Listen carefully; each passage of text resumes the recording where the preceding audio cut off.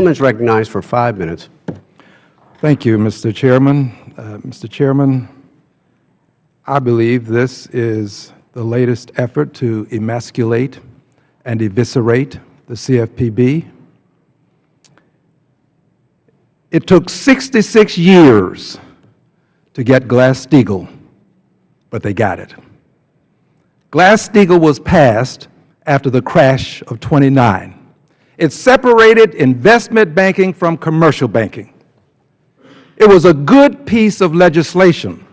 It took 66 years, but they got it.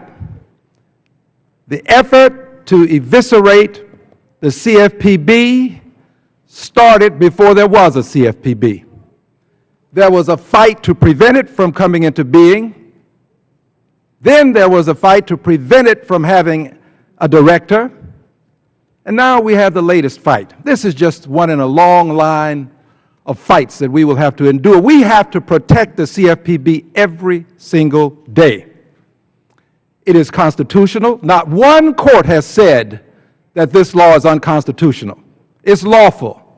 It's something that Congress passed. It was an act of Congress, in fact, an act of a Congress willing to act.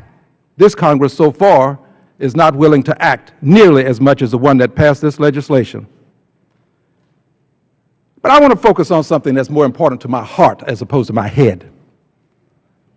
When President Obama signed Dodd-Frank into law, he signed it with ink, but it was written in tears. It was written in the tears of the victims of CDOs, collateralized debt obligations, credit default swaps. It was written in the tears of people who were evicted from their homes, who were foreclosed on. Millions of people foreclosed on, lost their homes. It was written in the tears of the millions who suffered as a result of the '08 catastrophe. This piece of legislation is designed to protect consumers. Unfortunately for some, because many would have it be the Financial Protection Bureau. Protect the financial institutions. Protect those who are into payday lending. Protect those who are ripping off minorities with these auto loans. I am prepared to debate auto lending. I am prepared to debate payday lending because I see the invidious impact that it has on people in this society. So I'm going to stand against the legislation because I stand for consumer protection. And this piece of legislation is probably the best that we are going to get in my lifetime.